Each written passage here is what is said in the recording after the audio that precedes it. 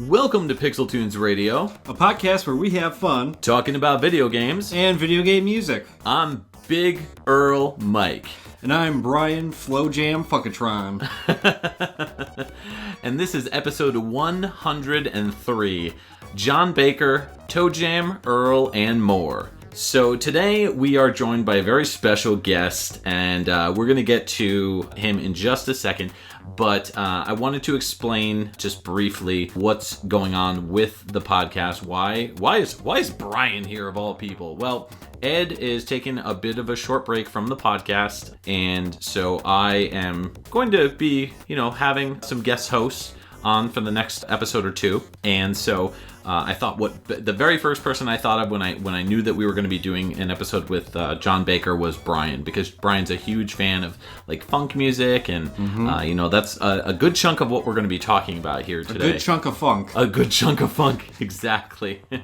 So if you guys aren't familiar with Brian, Brian's been on a couple episodes of ours. He's a longtime friend of mine. I've known him since, how long have we known each other? Like since grammar school, I think. Last episode we determined it was dinosaurs. It's Joe and Mac era. Yeah, Joe and Mac era, dinosaurs. So. Yep. That's how long we've known each other. So Brian started out, I think, on Brian's picks. He was like way back on, what was it, like episode 5. Episode 5. That was the very first episode that he was on. And then he came back, fairly recently, and we did a point-and-click adventure games episode. Yep. That was a lot of fun to do. Yeah, and then I've had you on my show. Yep. Half a dozen times. Well, not quite a few. Yeah, and so we're going to talk a little bit more about that as well, because Brian has his own podcast called Pixel Stories with some friends of ours, Kevin and Caitlin. Mm-hmm. And so we're going to be talking about that later on in the episode. You definitely want to stay tuned and check it out later on, because that is actually going to be related to this episode.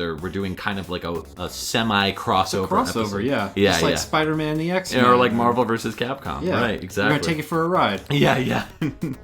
An audio ride. So speaking of audio rides, today we have John Baker. He is the composer of ToeJam and Earl, the first two games, Panic at Funkotron, which is the second game, and of course the first game, ToeJam and Earl. So as far as ToeJam and Earl, a good chunk of this episode is going to be focused on the first two ToeJam and Earl games that John worked on, and then we're going to be diving a little bit deeper into some of his other games as well, kind of taking a snapshot look at his history, and we got a lot of really awesome questions lined up for him, so I think you guys will really enjoy this one. So let's go ahead and start off with our first track, and then when we come back we'll start the questions off. So the first track that we're going to be listening to is from the very first ToeJam and Earl game.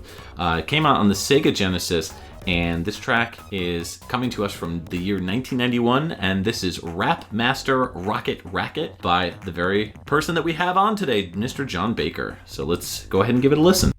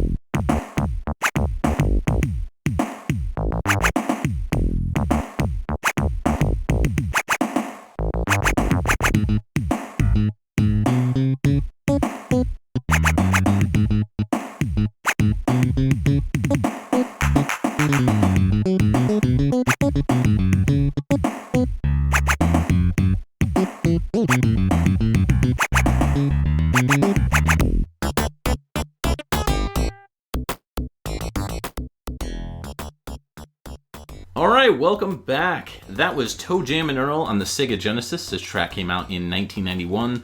The song is called Rapmaster, Racket, and it's by our guest of honor, John Baker. You know what I'm going to say? I'm going to bring this back. This is going to be my thing now. Okay. Is when I think of this song, it's, dot, dot, dot. Right. So this song, what comes to mind is little Jerry Seinfeld with a neon fanny pack delivering papers. Okay. Because it's kind of like that Paperboy bass, but good. Yeah. Well, I mean, you go from the Super NES samples to different kinds of samples, actually. I was commenting during the break that I really love the scratch samples. Yeah. And John confirmed that they were samples, right? Yes, just the scratch and also that snare drum. Right. Yeah, the snare that kind of comes nice, in clean. towards right before the loop, right? Yeah. So, Toe Jam and Earl, just to briefly touch on the game before we kind of talk about music mostly. This game was developed by Johnson Vorsanger Productions, and it was published by Sega for the Sega Genesis. And the Toe Jam and Earl games, for the most part, have always stayed on the Sega Genesis for the most part. And it's a game that stars two characters, Toe Jam and Earl. They're alien rappers that essentially have crash landed on our planet. They're originally from a planet called Funkotron. So they land on Earth, and the whole purpose of the game, the whole kind of plot is you're playing as these two characters. You're going around collecting all kinds of scattered pieces of their aircraft, their spaceship. You need that in order to get back home to your home planet, Funkotron. And so you're collecting all kinds of stuff, and the game is really outlandish. It's really weird, and it's kind of like a satire on Americana, if you will.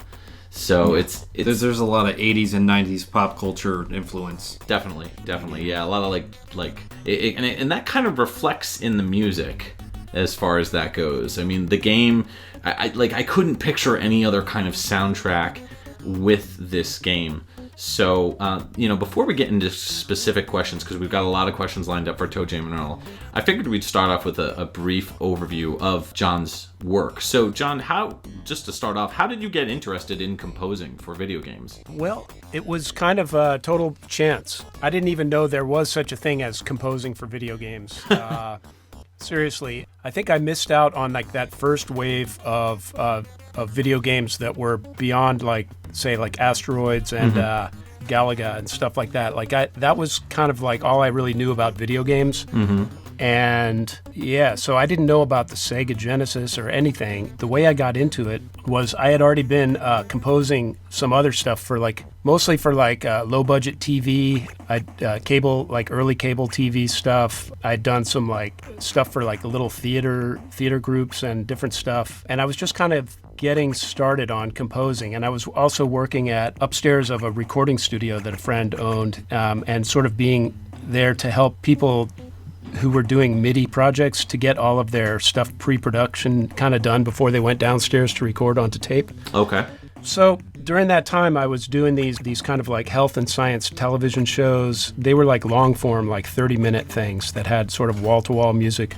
Mm-hmm. I had been playing piano for this South African theater group, with this playwright who was an exiled South African dude. And, just going back a little further than that, I had actually studied composition, specifically African-American music, which, mostly would be jazz, but I'd also taken a lot of African drumming as well. Okay.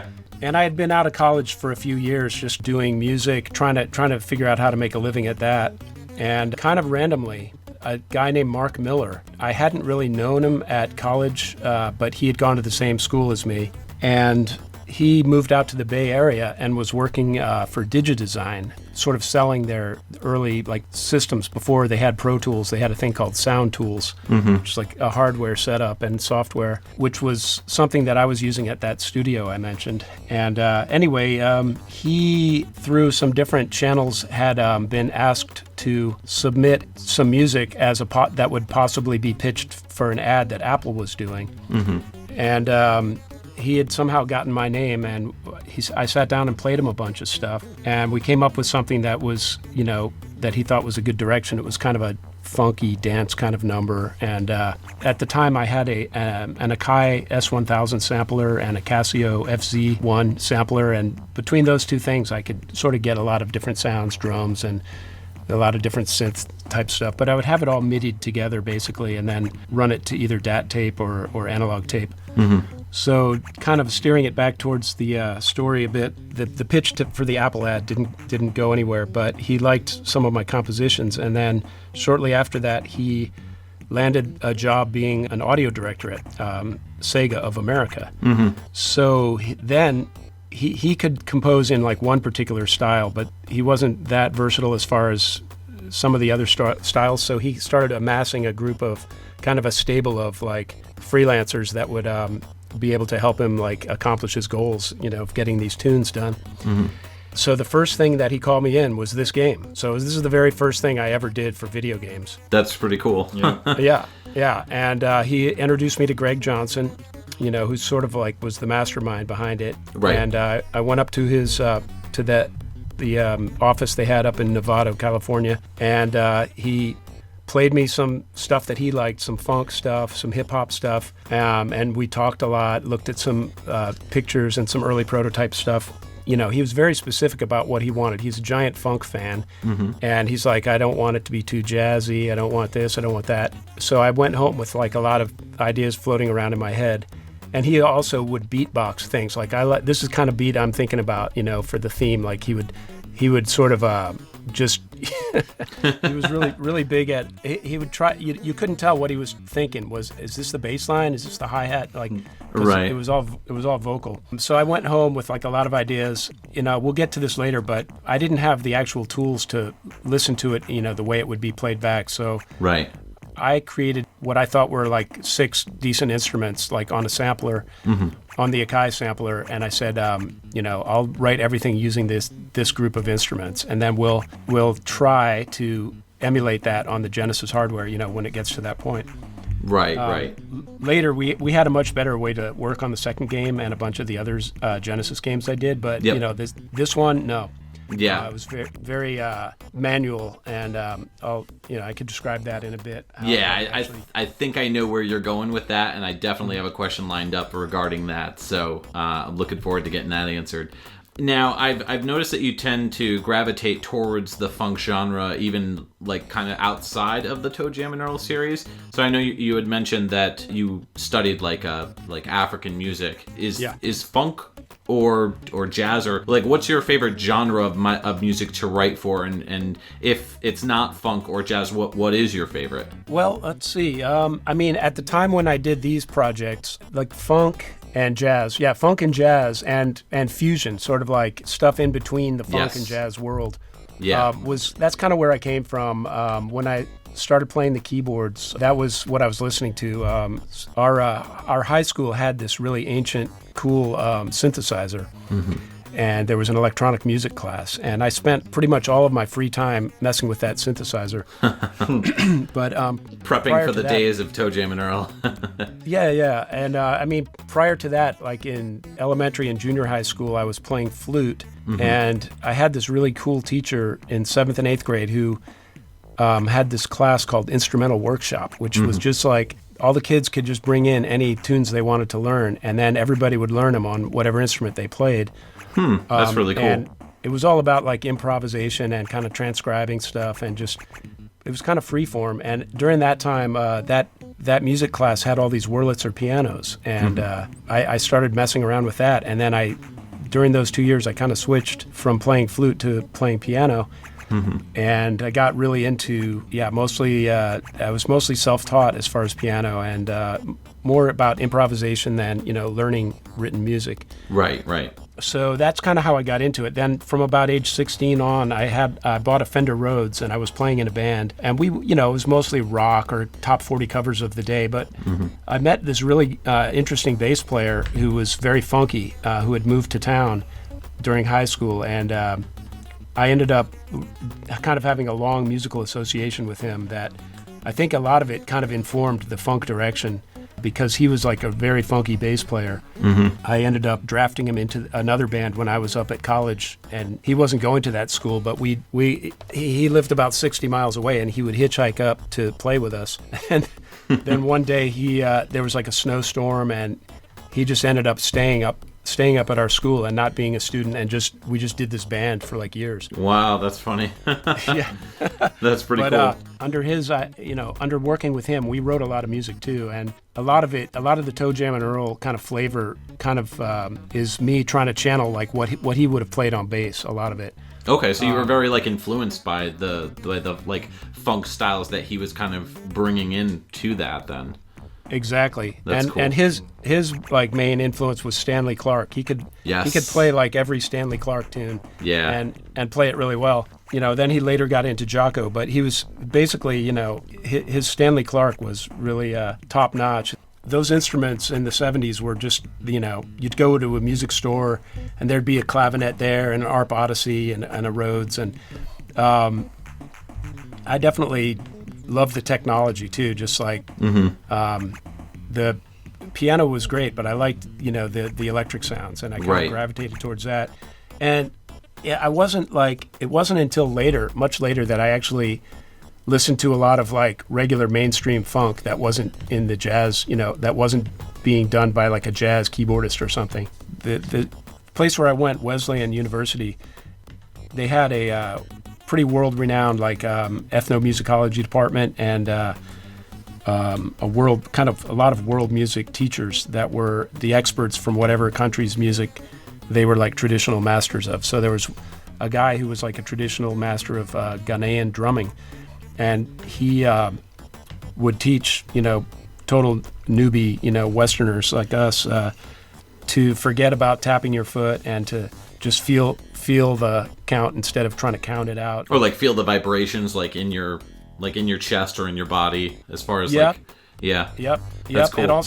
And also just feel the pulse of the whole thing instead of like trying to stay on top of it by externalizing the beat by tapping your foot. It's more about internalizing it, and instead of like saying like one, thinking like, oh, where's the one? It's like, forget about the one. It's like so in like traditional African Ghanaian music, and in a lot of other music from around that area, like the different types of cowbells they have are that is like the skeleton of the tune. And if you, instead of counting 1, 2, 3, 4, you count, you hear the bell pattern in your head, and that way you know where you are in the piece no matter what, because you internalize that bell pattern. And every different drum part that the ensemble plays, that all go together to create this really cool mesh of sound, they all key where they are in the beat off of that bell pattern. So and it creates a lot of back and forth kind of call and response. Right.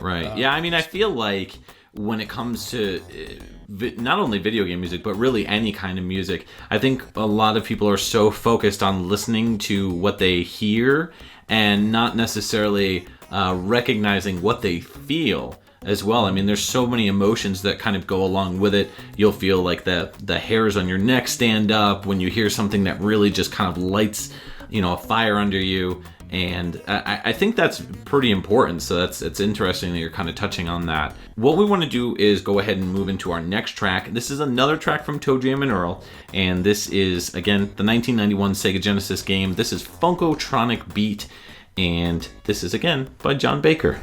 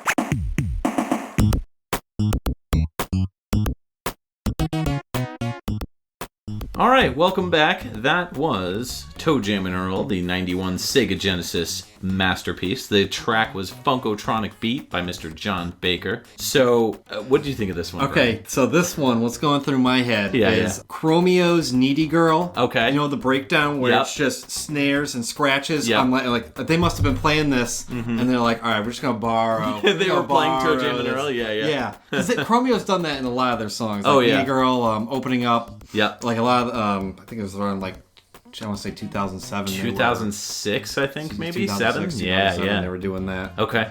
So that's my quirk for that one. I love how the whole track just has this walking vibe, which a lot of funk tracks do. I just picture like walking like on a campus, like a saunter. A saunter, like just like you've got like, for whatever reason, your shoulders have grown like 2 times the size that they normally are, and you're just kind of like sauntering down the road, and you've got giant big baggy pants. I don't know what it is about this track, but a lot of these tracks in the Toe Jam and Earl series always like, they're head bobbers. Like, they make you get up and groove, So if you don't head bob to these, then I don't know. Stop what you're doing and get into the groove. Right, yeah. Exactly. Some really interesting layers in this track, particularly like if we take away like the sampled drums and the sampled scratches that we were talking about before, there's almost like a whole nother layer of bass that's kind of buried in there. I was gonna say that it's like bass on top of it, and it works. It's great. It's fantastic. It's double bass. Double bass. Yeah, it's like stacked underneath there, and you had like what almost sounded like possibly a flute in there. It's hard to kind of diagnose certain sounds when it comes to particularly the Sega Genesis. Diagnose? Is the song sick? yeah. It's sick. It's got a bad case of funk. So this one, Funkotronic Beat, just the beat really does drive it. It's got a great rhythm to it, a great cadence. When you were writing a lot of this stuff for the Toe Jam and Earl series, particularly this first game, did you use gems for this sound driver for this game? No, because it wasn't done yet. Okay, so gems was not around. So yeah, it was just they were working on it, and the guy I mentioned, Mark Miller, who got me and a couple other people a lot of these gigs, his older brother wrote the gem system, so it was kind of in-house with us for a little while, and before it kind of went out to other composers. Mark Miller's older brother, John, they introduced me to him. And when I had all this music and it had been approved by the developers, then it was time for us to take the MIDI sequences that I had and basically the note information and which instruments they should be. And then I sat down with John prior to him having gems like working up and running, and he was like, I would tell him like, okay, so on the track 1, okay, it's synth bass sound, like a Moog bass sound. Okay, it's gonna play like a quarter note on beat 1, bar 1. Like, so I just kind of dictated like every song, and he kind of like coded it in like hexadecimal. Right, yeah. And then as far as the tones, between him and Mark, and I think off scene there was another guy who became like a good friend of mine later, but had been tasked with basically getting an early version of that gems and creating some patches with it, because it's really similar to programming a DX7 synthesizer, because it's basically using FM or frequency modulation synthesis. Right, it's FM synth, right. So Jim Hedges knew how to program the DX7 synth really well, and he was a bandmate of Mark's back in the day, and he kind of got a gig to create a sort of a general MIDI sound bank. But before that was kind of released, there was like some early instruments. Like there was kind of a version of a bass, a version of like a muted guitar and stuff. So we basically kind of raided through those patches, and I said, yeah, let's do that. Like let's change it a little, or I don't remember exactly whether we were able to tweak patches. Yeah, because they didn't sound exactly how I wanted them on the first game until later when I got gems for the second game. But, Right. But for example, like that sound that was kind of flute-like that you heard, that was supposed to be like a muted electric guitar, like a funk guitar. Okay. But because of the way the FM synthesis works, is you could also hear like another operator that was like playing a sine wave at that frequency, that sort of a more fluty, pure tone that wasn't enveloped out the way I had thought when I was composing it. Right, like the way that you had intended it to sound. Right. So there were a lot of things that weren't exactly as intended, and like the one of the main things is like in the sort of like main overture theme of ToeJam and Earl, I had a bass line and a clavinet line, and there was something about them on the patches that on the Genesis patches they didn't sound right, so we pitched them up an octave. We did that on a bunch of the instruments, just so they would read, like they wouldn't come through a TV, they were too low frequency and stuff. Now, as far as the limitations, would you say that you enjoyed the limitations that the Genesis provided, or did you prefer to work with like more advanced sound hardware? Well, since I didn't have a choice, I learned to enjoy it. And as time went by, when I actually got hold of the Gems system and was able to create all my own patches, then I enjoyed it more because the limitations were there, but it was a lot of fun, kind of trying to create new tones and see how far you could push the hardware. Right. I was gonna say you did a good job with that limited palette. As far as definitely. like with that bass line when it comes in and it's like all over the place, like a couple octaves apart. I thought that was fantastic. Well, there's some funny stories about like the bass lines that I was writing on this thing. Later in like '95, Sega commissioned a few people to do like CD albums of older soundtracks. Yes, I've heard. I know where you're going with this. I've heard I think you did one for ToeJam and Earl. Yeah, I did. Yeah. Yeah, and it's really good stuff. Yeah, and the bass player I used for that was this guy I was playing like bar gigs with and stuff named Jamie Brewer. Really excellent bass player and really good at slapping. Like he's incredible at it. And I was trying to teach him these tunes off this and off stuff from the second game, and he was confounded, but he was like, I'm going to learn this, and it's true. Like the stuff would jump out all over different octaves and stuff, and, right? And he finally like nailed it, and he was like, "Thank you, man! Like you just expanded my my riffing repertoire." That's awesome. But I had kind of written it thinking like, this is possible to play. I was thinking about my old friend from the other band, Wayne, and like it was like, he would have been able to do this. So I just kind of wrote what I thought you could play, but in reality, it was kind of a bit of a stretch for a real bass player. Right. Yeah. But I think that possible. happens pretty frequently with video games. Like you think back to the way that these tracks are composed, and especially on this limited hardware. If you were to go and replicate it with real music, like real instrumentation, it almost sounds like I don't want to say wrong, but it sounds like. Like something's off, and it's just because a lot of the times I kind of feel like the musicians have to kind of rearrange how they're playing to fit as best as possible with the practical impossibilities that some of these compositions on these games sound. Yes, and then one other point before we move on is that the nature of MIDI. So I would write all of these tunes on a MIDI sequencer performer, Mark of the Unicorn, a Motu performer, and it lets you either have your music be quantized, like line up to a grid, like quarter notes, eighth notes, triplets, whatever, or you can be unquantized and just be more human sounding, which would be more like just recording into a tape recorder. Right. But because I knew that the Genesis playback system could only break down a beat into so many different subdivisions, so I think it was similar to like a 30-second note triplet, something like that, or it might have been 16th triplet. To get like the swing and feel of the kind of funk sound that I was trying to get, that felt like human, but not really like robotic, but more kind of swinging, you know? I had to like play around with which quantization on my sequencer that I would use to, because I knew I had to hard limit the quantization, or the machine would do it for me and make the wrong decisions. So yeah, I think I arrived at most of the tunes, a lot of the tunes.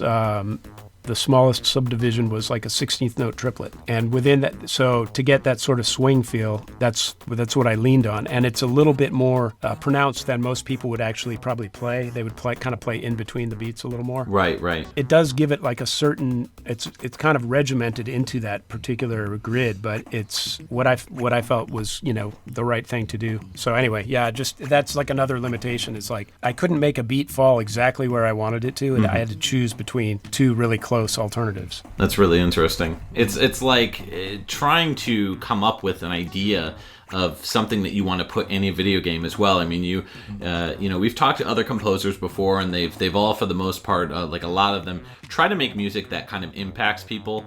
And I feel like with these particular tracks from ToeJam and Earl, it's music that really stands out. It's music that, you know, kind of wakes you up. It makes you realize that, you know, you're playing a game, but at the same time you're playing something that has a lot of character and has a lot of heart. And I think that's what the creators for the game were really going for. They were going for something that was kind of snarky and kind of, you know, hip and cool, and that was exactly what Sega was going for back then. I mean, that was their moniker. That was exactly the audience that they wanted.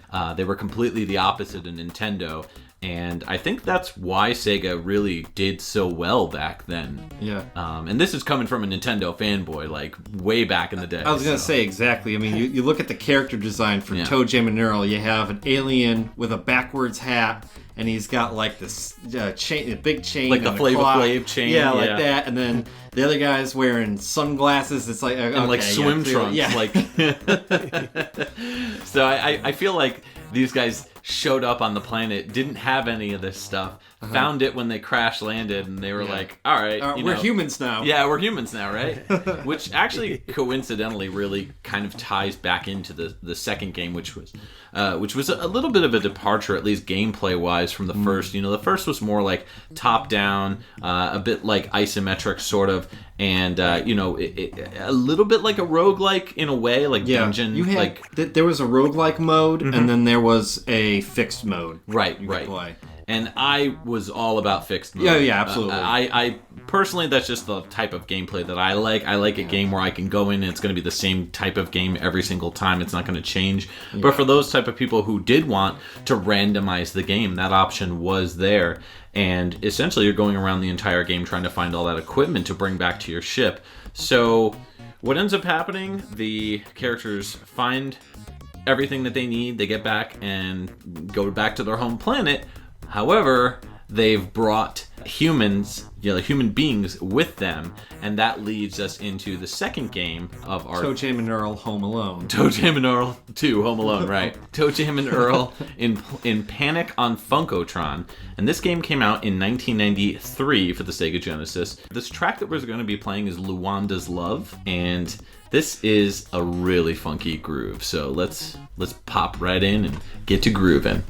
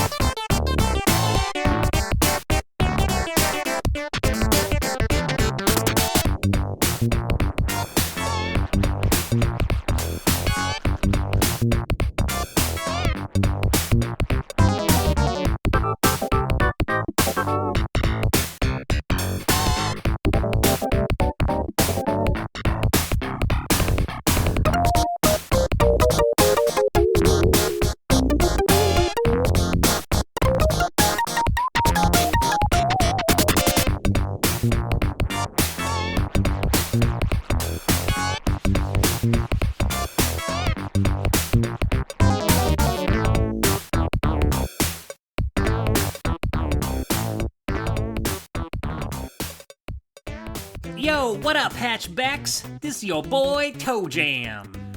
And his funky, fresh, heterosexual life partner, Earl. For years, we've been digging on all these grooves that you kids be flossing on your MP triples. And now, we got mad flows coming your way. ToeJam and Earl's Flavor Players. Yo, lame dude, tell them how they can pop it. Sorry, what was that? You know, show 'em how to ragamuffin. Sorry, guys, not fully grasping what you're getting at here. Just read the papers already. Oh, why didn't you say that to begin with? ToeJam and Earl are back, and now you can rap just like them with ToeJam and Earl's Flavor Players. Grab the Flavor Players tube and, with your parents' permission, pop open the liquid cap. Place one end against your cheek and press the button on the other end to inject a small amount of Planet Funkotron goo right into your flesh. Now, wait 5 minutes.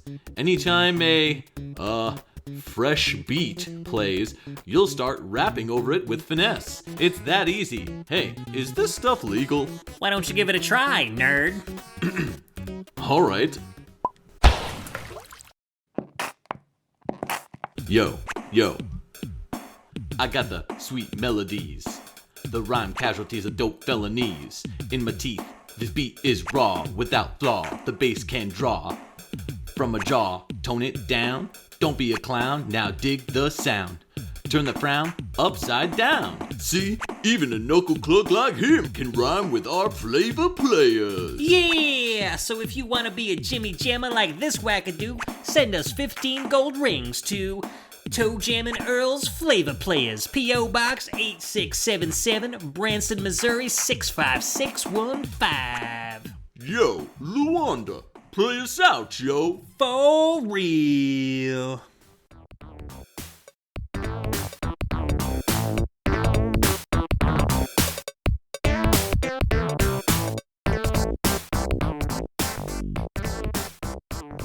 All right, welcome back. That was Drowning in Bass Guitar. All right, so mine for this one is George Clinton versus Ray Parker Jr. and they're having a funk off, like just Funk off? Yeah, funk off. Like they're strolling down the streets, and then because there's these these parts keep going back and forth, and then they kind of like dance with each other for a second. And then you have like the little Ghostbusters, like the wee, there's like little parts of it. Yeah. So that was my take on it. Okay. I liked the. Like the I panning. said, the stereo panning was great too. But that duality where you have those two parts and they're kind of, it's like one and the other, and then they kind of mesh really well. It's just, and this is getting back to. By the way, the track was Lewanda's Love on ToeJam and Earl Panic on Funkotron, the 1993 Genesis track. We kind of jumped the gun there, but you know, it's interesting because we were talking about instrumentation a little bit earlier, and to me personally, I always found difficulty with trying to figure out tracks like this in terms of which instrument was which. On the Super NES, it was a little bit more defined. You can definitely tell, okay, that's a flute, that's a guitar, that's, you know, like a synth sort of thing. And with a track like this, you've got what sounds like to me, just as I said earlier, drowning in bass. It just sounds like there's 3 or 4 bass guitars that are all going at the same time. It almost is like Spinal Tap's Big Bottom, the track where like they're all playing bass guitar. Yeah. I definitely heard what sounded like the main bass line, the do do do do do. Yep. And then it sounds like there's another bass underneath that as the track goes on that's like do do do do do do do do. Yeah. You know what I mean? Yep. And so again, we're talking about like loads of layers here, but as far as like the instrumentation on that, now this did use gems. Yes. And how did that work as far as like multiple layers of what sounds like almost like the same instrument? Okay. Well, so the when you're writing in MIDI, the spec of MIDI, one of the things you can do besides turning on a note and turning off a note and specifying how long it plays and for how hard you hit the note, is you can also insert a program change, which is just a patch change, like change to another patch. Anywhere, you could do it between 2 notes, doesn't matter. I'm trying to remember the exact limitation, but I think I only had 6 I believe I only had 6 channels of instruments to work with. So in order to create like a fuller sound, I wrote it with, I think it was something like 13 tracks. And then I used program change to fill up any place where one instrument wasn't playing for a couple of seconds. So in order to, the sequence looked, really organized at first. And then by using program changes, I could say like, wow, I need the hi-hat to play here, but the hi-hat channel is being used by something else now. So I'm going to use program change on the guitar for like 2 notes and play the hi-hat parts I need, and then program change back to the guitar. Okay. So like the tracks are packed full, and it looks like a mess. But if you expanded it out, it would look like a nice orderly list of tracks. But there would be way more tracks than the Genesis could play, actually. Right. True. Now, I've read a lot of people who have complaints regarding the GEMS driver causing low fidelity, like amongst like the various different instruments that can be used in the Genesis hardware. And I understand that the modifications can be made to the instruments to give the music like a richer sound with GEMS. So, when you listen to a GEMS soundtrack, like a lot of people kind of, a lot of hardcore Genesis fans often stick up their nose at GEMS and kind of say like, oh, GEMS isn't as good. Have you heard like Hitoshi Sakamoto? Have you heard, Motoi Sakuraba, some of the, drivers that they're using, or even like more Western composers that we've interviewed, like Matt Furness, Sean Hollingworth, like a lot of that type of stuff. So if, getting back to the question, is that something that you toyed around with when creating soundtracks on the Genesis? And if not, like, were you aware of those low fidelity issues? And like, was there a specific reason that you went with GEMS? Oh, well, GEMS was like pretty revolutionary because it gave the sound designer or the composer like the ability to create their own patches. So if they didn't have that system, typically at least with the Western composers that were doing a lot of this stuff, which my friend was like the audio director for, he would say, write something in a general MIDI spec, like channel 10 has to be drums, patch number 63 is steel drum or whatever. It's like a very generic set.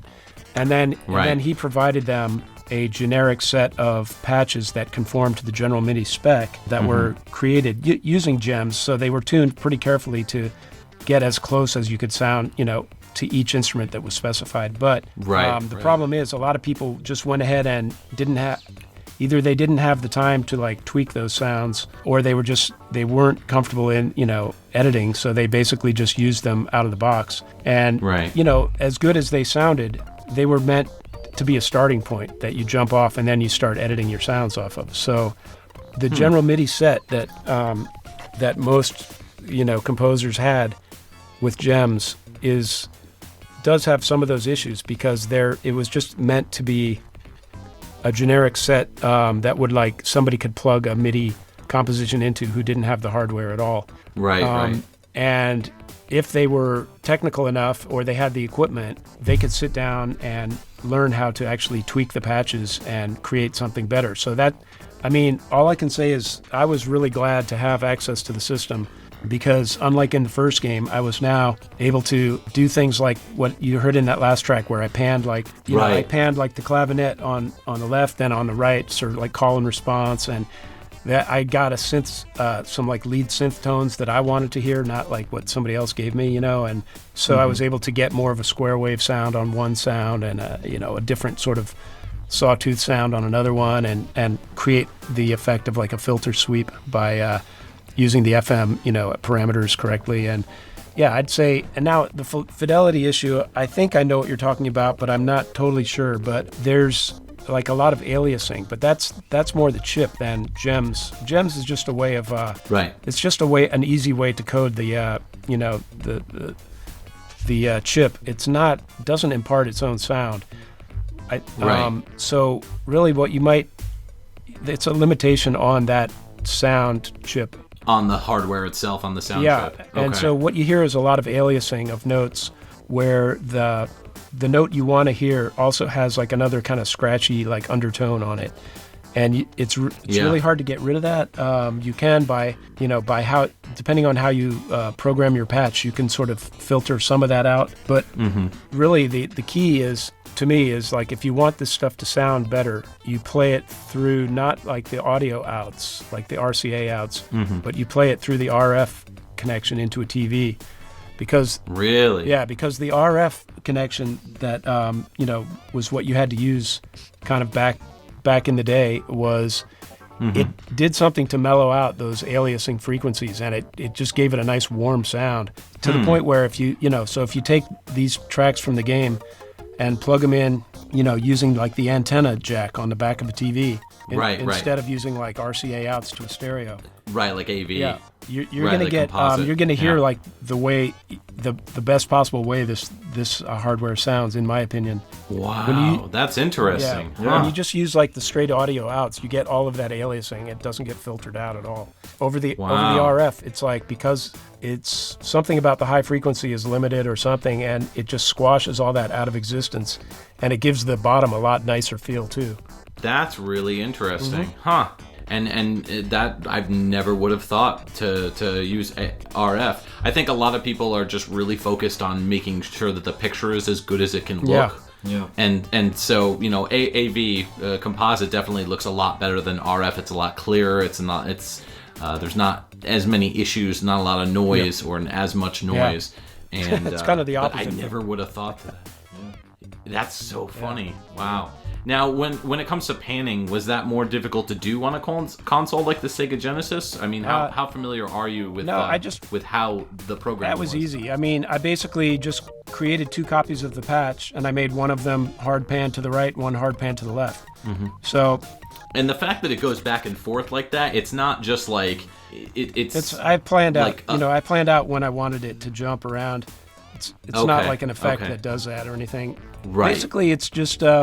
I can't remember the exact parameter, but one of the things in Gems was that you could specify which speaker it would come out of, and usually you just would have it on both. But there was no way to have like partial panning to one side. It was all or nothing.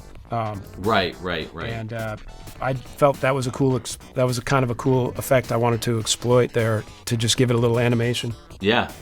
All right. Well, that's really interesting. So let's move into our next track, and this is going to be our final Toe Jam and Earl track before we move into some other music that John has done. This is Toe Jam and Earl, Panic on Funkotron. This is the 1993 Genesis track, and the track is called Funk Down Under. And let's go ahead and get Australian on this.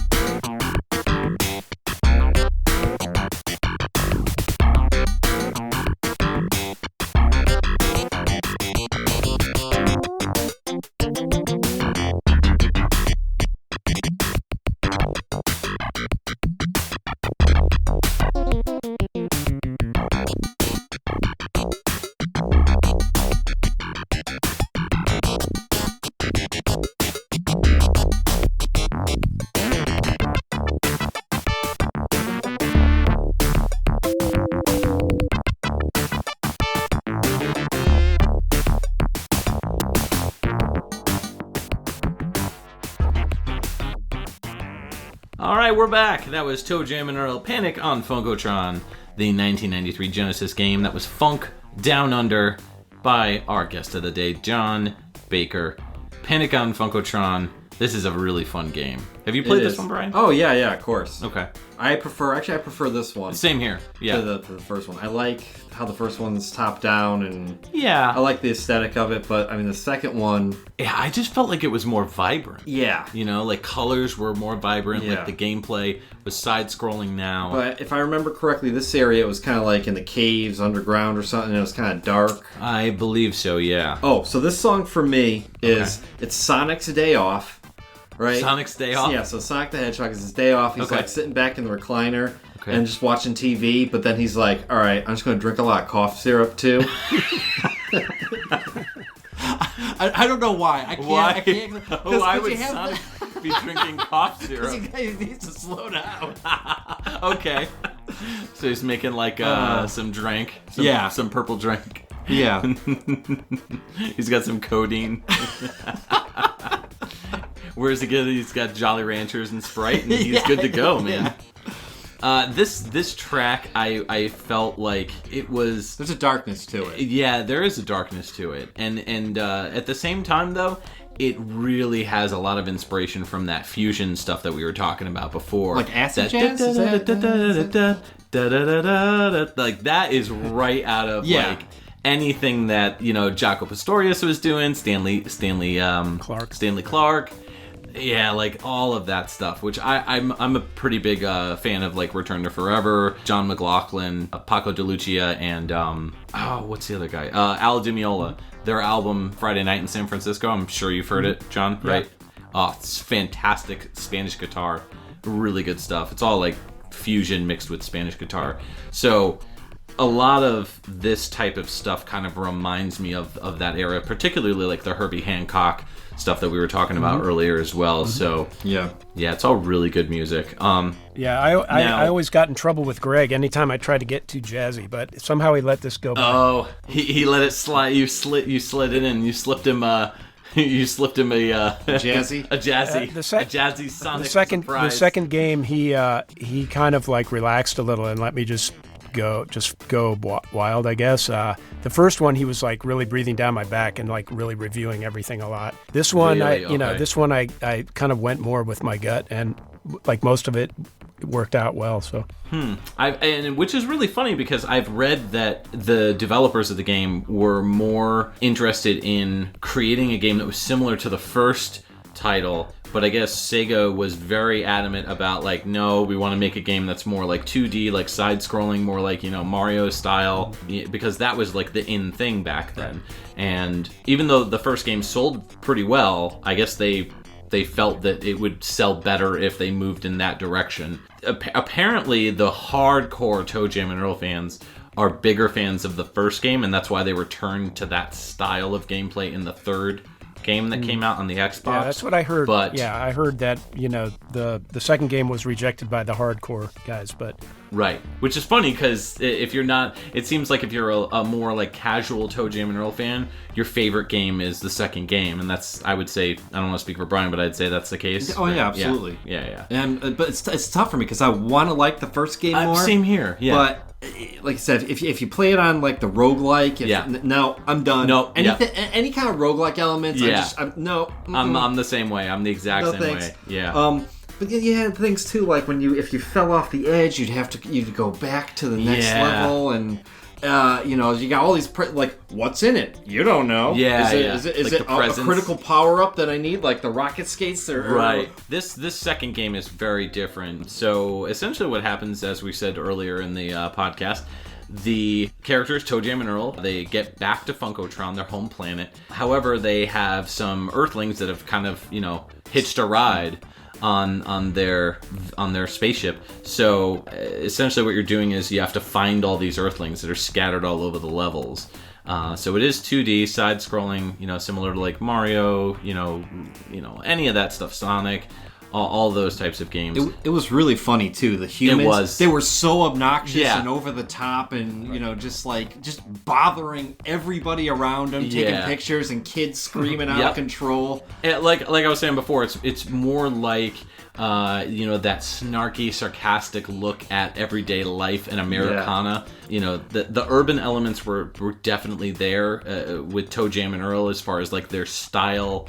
But I would say that these people that were around were just like very, typical American, like annoying materialistic, people. Like just exaggerated. Right, absolutely, yeah. And I think games like this and shows like Invader Zim, like the cartoon Invader Zim, it reminded me of like that sort of style as far as like how it portrayed, the humans in the game. But anyways, yeah, so you go throughout the game, you're collecting all the humans and everything to, kind of, you also have these other like elements that you can get as well, like these super jars and these teleporting things.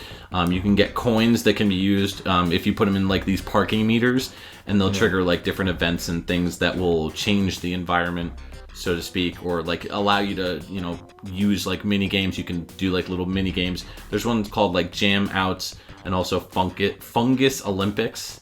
So they really kind of still went with that really outlandish vibe that the first game went with as well. But I feel like they went even more so in that direction of wackiness with this second game.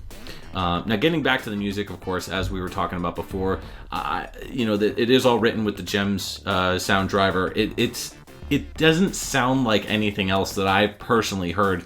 Maybe like Sonic Spinball a little bit, but Sonic Spinball is a little bit more grindy sounding. Yeah. And I think that's the thing with the Gems driver is a lot of people will say that Gems soundtracks sound a little bit more like grindy, more like farty at points, where every like farty? Farty. Like some of the instruments are like they're a little bit more like, the tones that they're using are much different than something here. This sounds a lot cleaner, a lot stronger sounding, and a lot tougher as well, Clean, strong, and tough. Yeah, there you go.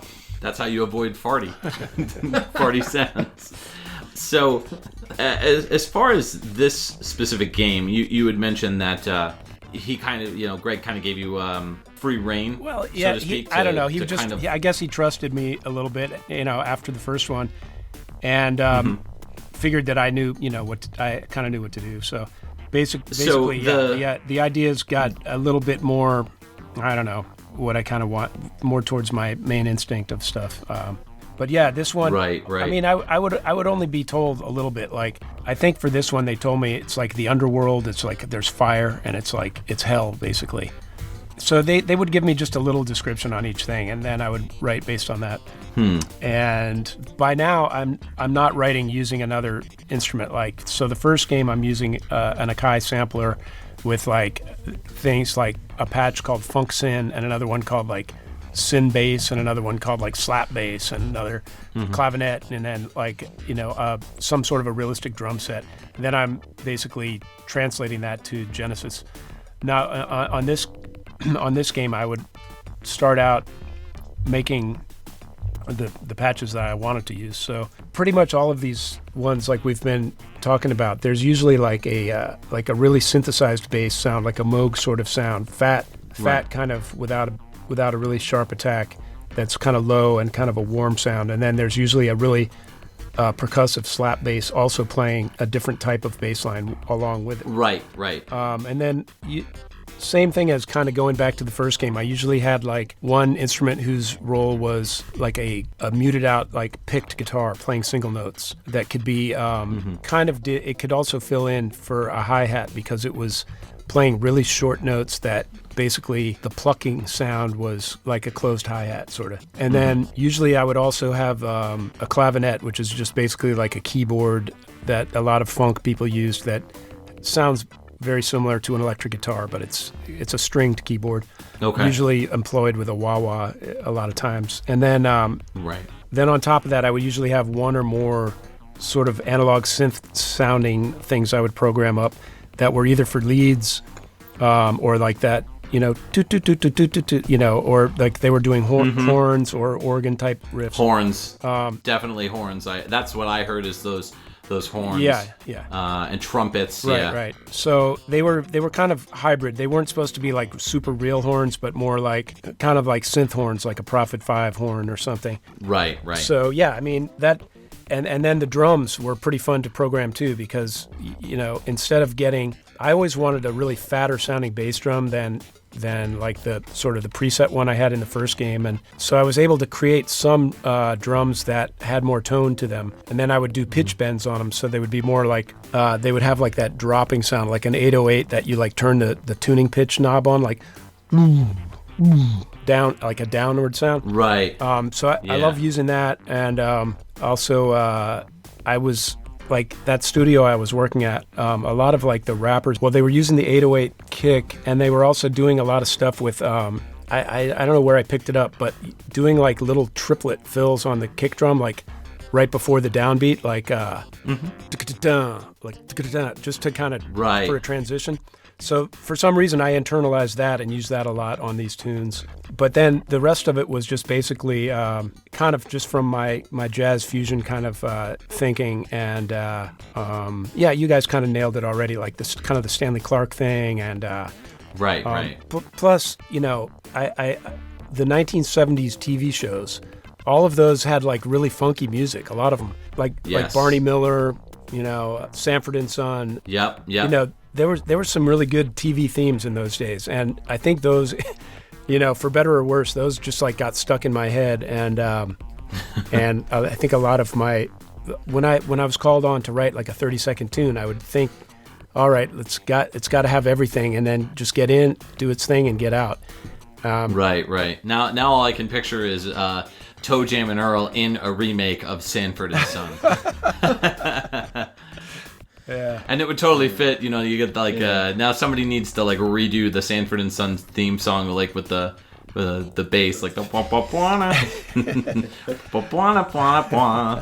So you also did, from what I understand, some additional soundtracks on the Genesis aside from Toe Jam and Earl that were actually kind of similar, like Slam City with Scottie Pippen. Right, yeah. Mm-hmm. And so you composed the entirety of those as well, right? Yes. Okay. Now, did you use, like, coming off of Toe Jam and Earl, because those games, the Slam City games came out slightly after that, like around 94-ish. Did you notice that, like, when you were creating the music for that, did you kind of look back on Toe Jam and Earl and say, you know, yeah, let's stick with something similar, or did they ask you to do something different? No, they didn't ask. They didn't ask for anything similar or different, but I guess they knew. So I was introduced to them by the same guy, you know, the Sega musical director, and he was like, yes, I think this is the guy, you know, they talking to me, like, this is the guy you should get. And they basically, they had some stuff in mind. Like, they played me some different kind of hip-hop stuff that was associated with basketball. Right. And I just listened to a bunch of what they liked, and then I wasn't thinking Toe Jam and Earl, but I probably, you know, when I went and sat down at Gems, like, those are the patches I had already created, so I probably just started from there. But But I mean, as far as the composition, I kind of was trying to get more in line with maybe less of the 70s vibe that I liked, and try to get it more towards the more modern stuff that they were listening to, and more like 90s urban hip-hop type stuff. Yeah, like, so just trying to kind of digest that a little bit. And the other thing was that on that game, I can't remember if it was the Sega CD or something, that it allowed you to use more samples than the old system. So I had like a couple of sample CDs that had some different phrases, like some vocal phrases and some scratches and some other urban elements. There was this, it was like a sample CD called L.A. Riot, and there was Volume 1 and Volume 2, and they had like, you know, just like little vocal snippets, little like horn lines, and just varieties of stuff you could sample. Right. So I kind of, you know, I was instructed, I think, to utilize as much of that as I wanted to. And so that was like probably the first time I kind of, you know, went through and tried to make pre-recorded samples fit in with the stuff I was doing. Really cool. So now, as far as Toe Jam and Earl goes, we understand that the third game had a different composer. Now, you and I had a conversation about that. Now, from what I understand, you mentioned that the designer Greg Johnson asked somebody else to do the soundtrack, like somebody that he knew, or is this like the third one, like the Xbox one or the new one? Yeah, the Xbox one. So he had worked on in between that and sometime around then he had worked on this project called Choo Choo Soul, which you know, it was originally a CD and then it became like a TV show, I guess. That he, you know, that he's trying to teach kids to count and do letters and numbers and stuff, but with a kind of a right. So the guy who he got to help him produce that CD was another, you know, game composer friend of ours from that era called Burke Trishman. Burke Trishman, yep, and he worked on games like Total Eclipse, The Horde, Pandemonium. Yeah, he's done a lot of work with Crystal Dynamics. Right. And he was like in the same circle of composers that we were all working, you know, the same kind of jobs. And so he asked me to do a little pre-production on the Choo Choo Soul thing, to do some claps, like a like stomping and clapping like you would hear people do in a gym. And so, Right. So that was like all I kind of did for that record. But what I noticed was, I guess because I can't remember how it all worked out, but yeah, he got the job of doing the music for the third game, which I don't know that I'd actually heard much of it, but he asked me for all the MIDI files for the first 2 games. So he had permission to use those and rearrange them. And I think I believe most of the game was done by doing that. That's probably why your name's listed on all over the place online, because it was confusing. Because if you go and you look up the composer, it's under Burke Treichman. Yeah. But if you go online and look elsewhere, all different other sources point to you as well, and so it's probably just a reference to the fact that they were able to use the original samples that were provided by you from the first 2 games. So that makes sense. Right, like the basic note information. Like I think he like reorchestrated it with different sounds, but he had the MIDI files. So I like dug through all my stuff and gave him all the floppy disks, and then I think on Choo Choo Soul it was interesting because on one of the tunes, which was about I think it was about the high-speed train in Japan, and there's this little part while it fades out that's definitely like one of the Toe Jam and Earl 2 songs, just like the rhythm of it. So I think Burke probably just had all the MIDI files when he was helping Greg on that. That's my theory anyway, but Right. that was all buyout music. I didn't retain any rights to anything. So Sure. So Sure. it's totally fine. Okay. But Yeah. but and then the new one, the Toe Jam and Earl Back in the Groove, that one was under development with Kickstarter. I know they were working on that, and I remember seeing that your name was kind of attached to it, like they were going to ask for you to come back and do some music for it. But what ended up happening with that? Well, it just kind of, for a variety of reasons, it didn't work for me to do like a full pass on that. And then the next thing was going to be, well, Greg had meanwhile found like a young bass player he's in some sort of a successful funk band that tours around, and he had become enamored with the Toe Jam and Earl stuff when he was growing up, and he'd kind of taught himself to play bass by learning those tunes on bass. Oh wow, that's crazy. And that's really cool. And he was like, he was in awe of the fact they were going to be doing a new game, so he started sending samples of his bass playing and his music to Greg, and Greg, took a liking to him and had him come out here and like met him and started recording stuff. And so he got Burke again to sort of produce, and this guy Cody to kind of write or create the grooves. And between Burke and Cody, I guess they created enough tunes, to launch the game. And then so then I was offered to like contribute like a guest track or something. Right. That's kind of when my name got attached to it. Like at first they didn't think they didn't think they had money to pay me anything to make a tune, and then they were like, okay, we can pay you for one tune, but without getting too far into it, like it. Sure. Just the finances and the time commitment and everything with my day job and all didn't allow me to do the kind of job I wanted to do on it. So I still have I'm pretty sure I still have a standing invitation to make a tune for later downloadable content on there. Nice, very cool. So I'm hoping to do that because I really feel, associated with the title. And oh, absolutely. Whenever anybody thinks of Toe Jam and Earl, as far as the music is such a strong standout. So the work that you did on that, like, absolutely. I think that it would be really cool if they brought you back. Because games weren't doing that at the time. That was the first game where like you had a bass line and you're like, whoa, what is this here, Especially bass lines stacked on top of one another like that. I mean, you would see it, but it wasn't as popular. But anyways, so actually this kind of brings us to a really good segue into discussing where we move on from the Toe Jam and Earl series. So the first game that we're going to be playing a track from is Gex Enter the Gecko. This came out in 1998. It's on the PlayStation 1, and the track is called Kung Fu Theater Part 2, and again by Mr. John Baker.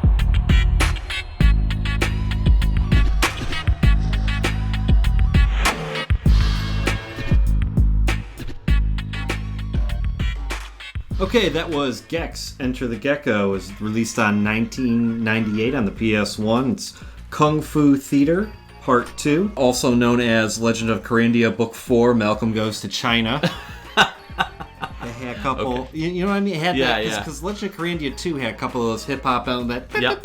like throughout Yep. the whole book there. But, Definitely a much more like 90s hip-hop vibe Yeah. to this. Oh, yeah. Even starting off with that like traditional Eastern Asian kind of kung fu style. Yeah. There were a lot of games that kind of took that unique sound and kind of, mishmatched it with urban beats as well.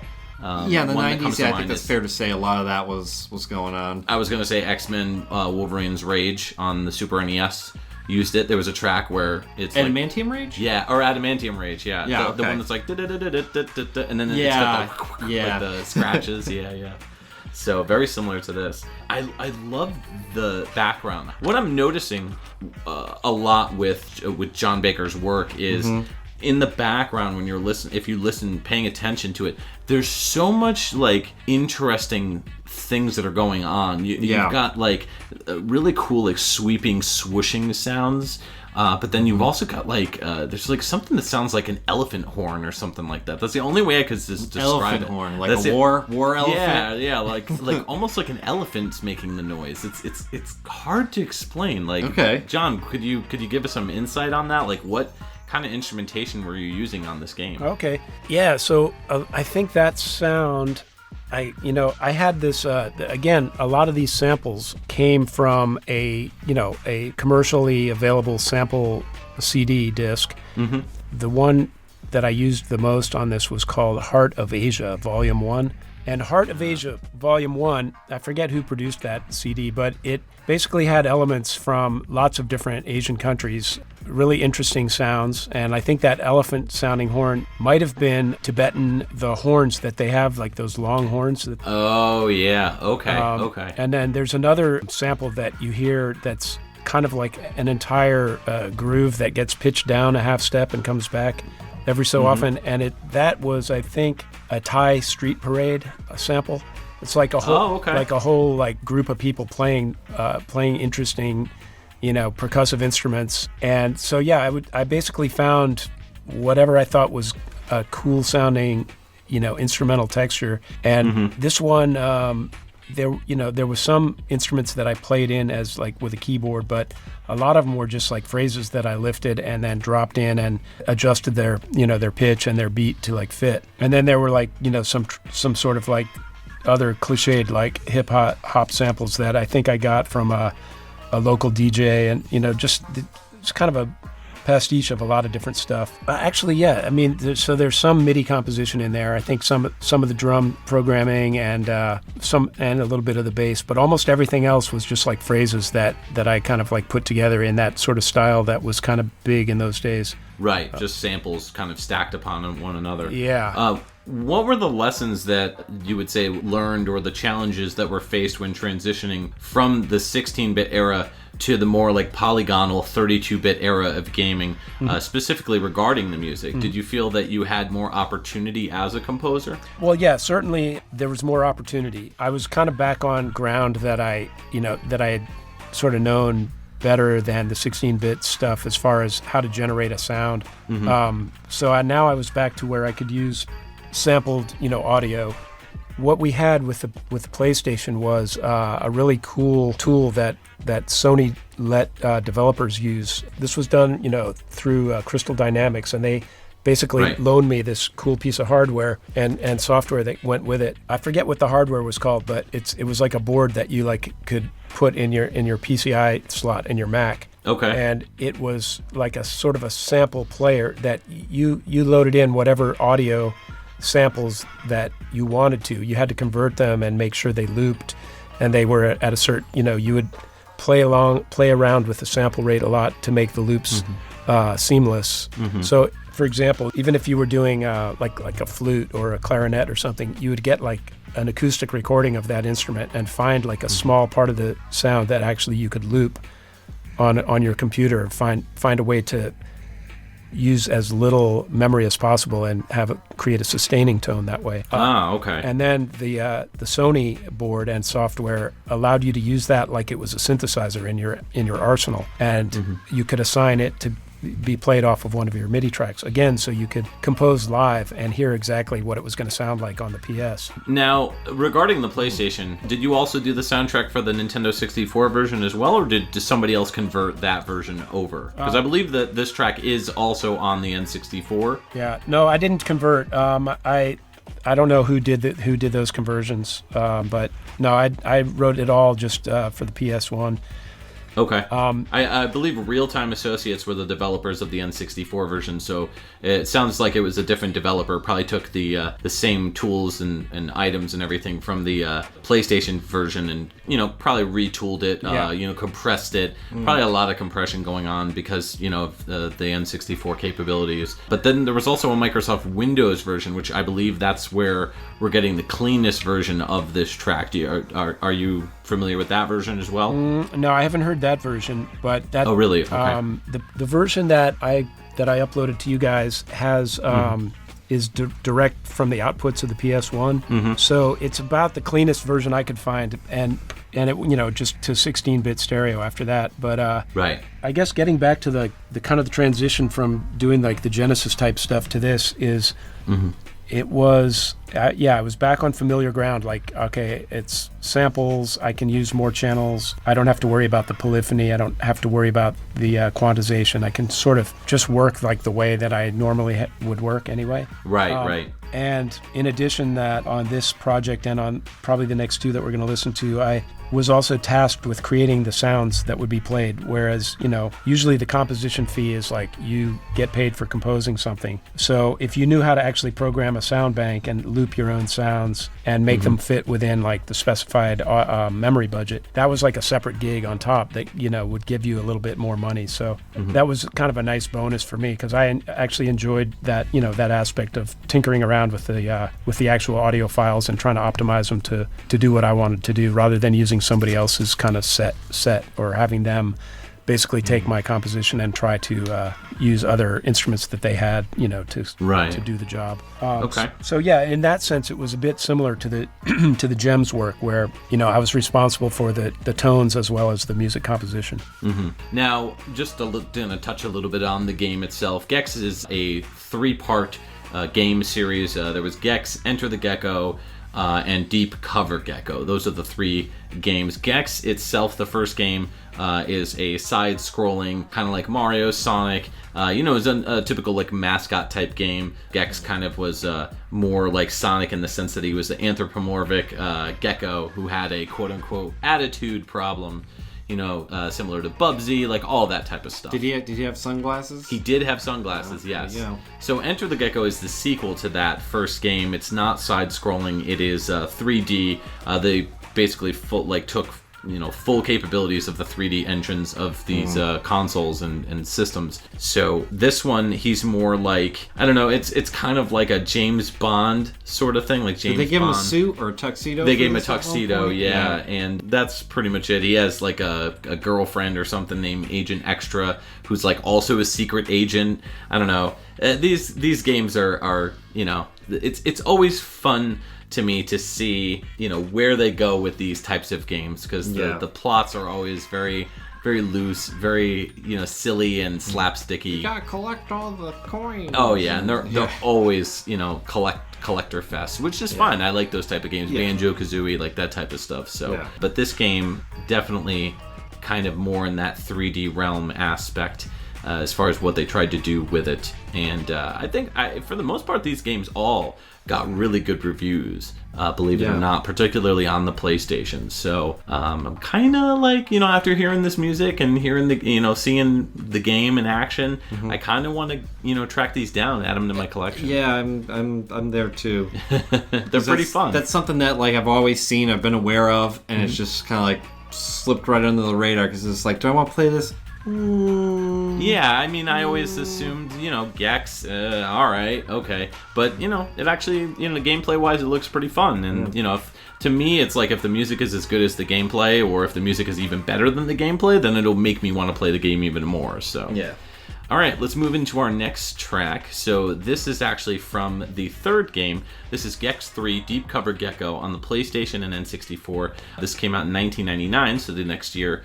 And this is Holiday Broadcasting, also known as Totally Scrooged. And this one is totally appropriate for the current holiday season because it's December. Christmas is right around the corner, so... And we're totally Scrooged. And we're totally Scrooged. Exactly. So let's go ahead and listen.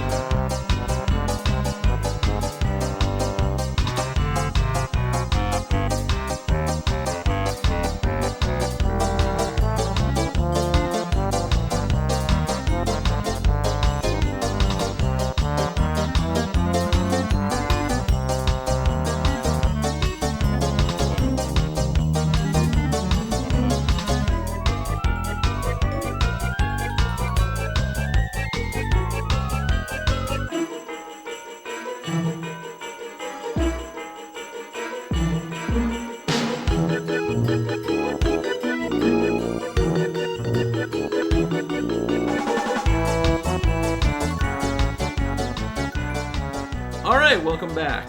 That was definitely festive and definitely appropriate for the holiday season. That was Gex 3 Deep Cover Gecko on the PlayStation and N64. This is the 1999 release. The track was called Holiday Broadcasting, also known as Totally Scrooged.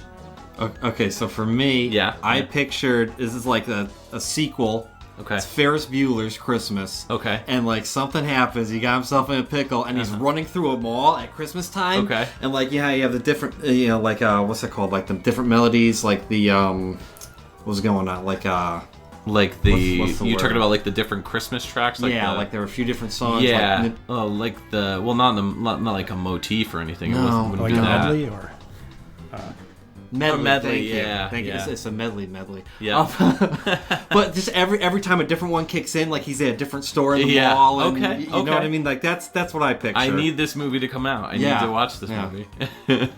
I definitely got a sense that it captured what the name was going for with Holiday Broadcasting, Totally Scrooged. I felt like, first off, there's just so much going on in this track, and it's all good though. It's not like messy. It's more like full and vibrant, outlandish, wacky. Oh yeah, it's definitely cartoon. Yeah, definitely like cartoon, like the like the old Looney Tunes type style. And then when you throw in those classic Christmas songs as well, I think you had like Rudolph the Red-Nosed Reindeer, I think, maybe Frosty the Snowman, like a couple of those like more classic holiday themed tracks. That it's just it kind of makes your ears perk up and makes you want to sip some hot cocoa in the night. So good stuff.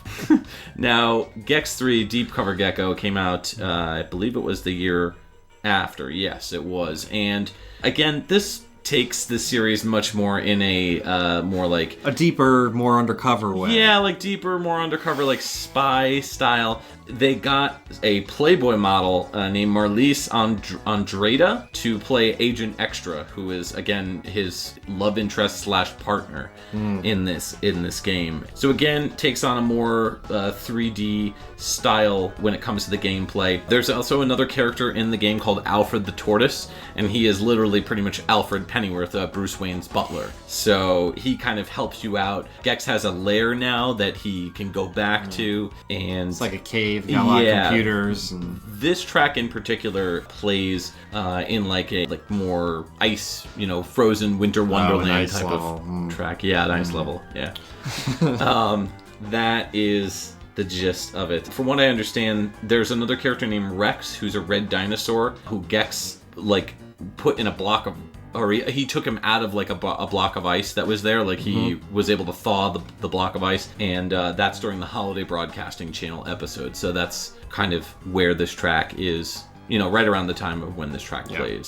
So tell me about the composition on this one. Like this was just so crazy. What was the inspiration for that? Well, I mean, I was just told that there's an evil Santa, and basically just go wild with Christmas stuff. And I was told that at the beginning there's like a flyover sequence that is sort of like the camera's flying over this like Christmas holiday village. And so they told me like approximately how many seconds that was, and then it was gonna like kind of go into the music, and then we could set the loop right there. So I wanted to have like a big sort of overture, the beginning that had, a little bit of kind of traditional Christmas stuff. Like I think it had like Hark the Herald Angels Sing, and kind of mixed with some other stuff. And then like kind of a big Hollywood sort of reveal moment, and then boom, right into the tune. So, and when I started getting this rough demos of it together, one of the producers was like, we were trying to figure out like what would be the groove of the main tune. And he's like, well, all the kids love ska these days. He was just kind of being funny, And so, I mean, I didn't have a guitar sample for the ska, but I was like, all right, I'll use like 3 single guitar note samples and play them like I'm playing a guitar. And so that was kind of like the idea of how to tie together all the different little pieces, was get this sort of ska background going. Then I'm going to need trombones. So like I put trombones stuff in there, and this was like when I first was into Danny Elfman, and he's really into using sort of the diminished scale. So I kind of made like this motif up with the diminished scale, and it also kind of goes back further, like you guys were saying, to some of the stuff in Warner Brothers cartoons like that I didn't know at the time, but the guy who wrote the Powerhouse theme, Raymond Scott. Right. So Raymond Scott, because I grew up watching Bugs Bunny, and that was like all over. They used that track all over the place, especially the fast part that has like that diminished scale. So I don't know, that just kind of, I guess I just kind of subconsciously had all that stuff in my brain, and it just kind of came out. But all the other stuff in there, I mean, it was just kind of fun trying to fit together as many Christmas songs as I could. And, obviously because apparently the Santa was going to be a bad Santa, so I made like Frosty the Snowman be in a minor key, and I'm not sure why legally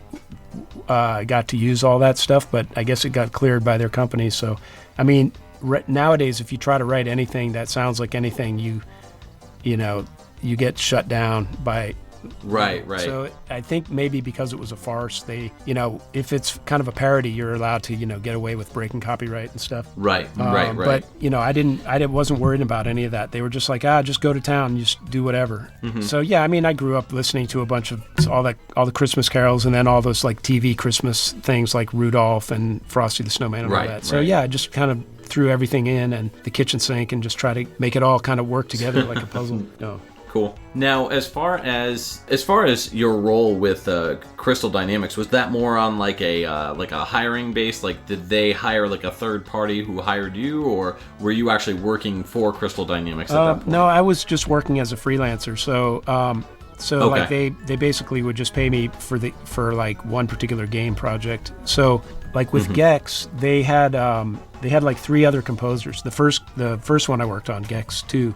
So I only contributed, I think, 4 tunes to that, and there were like 12 or more other tunes by like 3 other different composers. But on this one, I was the only sole composer for like all the levels, except for one particular level that Burke, that my friend Burke did like one level. But yeah, I pretty much did the rest of those. And this one, it was like a much larger chunk of work, and so I was basically working out of my home studio, and then I would, I would occasionally go down there and play them things and get some feedback, and then go back home and keep working. So yeah. Okay. Very cool. So we're going to go ahead and move into our last 3 tracks, and all of these are based on Zynga properties, actually, believe it or not. And I think this is one of the first times we're ever playing some Zynga materials. Now, you also did some work for Namco Bandai as well, right? I believe it was Splatterhouse for the remake of Splatterhouse, the reboot. Right. Yeah. Now, that wasn't a composition, though. That was more like sound design or sound direction. Sound design and audio direction, yeah. Prior to that, also, I had like another role at a place called Locomotive, which was owned by THQ. Prior to my joining them, they were called Pacific Coast Power and Light, PCPL.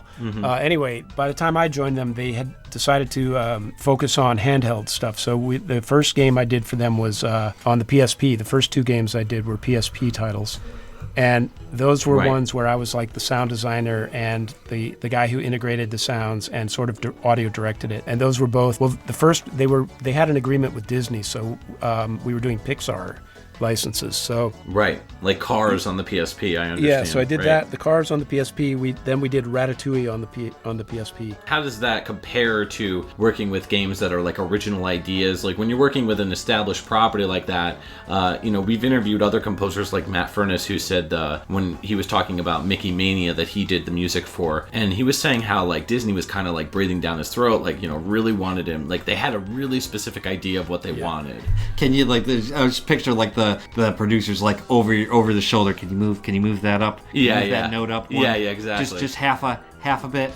Just half of a. No, 1/16. No, 1/32. 1/32. Okay. Yeah. Next instrument. No, not the trumpet. Next instrument. It's just completely a nightmare. Exactly. So would you say that you had a similar experience, or was yours like more hands off, more like free flowing? More like the rest of your tracks. So this was like an in-house job for me. So I was kind of involved in the politics of it a bit, but it was like my main producer that I worked with, Dave Gray, had to deal with the Disney guys all the time, and that was he shielded me from almost all of it. And and I wasn't writing music for these. I was doing sound design and audio direction. So I basically for Ratatouille, we were really fortunate. We had all of the Michael Giacchino music. So we had like the actual real score, and it was broken down into a lot of tracks that were, some of them were like not even used in the game. So we had just like hours of stuff to pick from, and it was all in surround though. I had to mix it down to stereo, but I got really familiar with the music. My job was basically just place the music, figure out where to put it in which level, and it was already all approved because it was from the movie basically.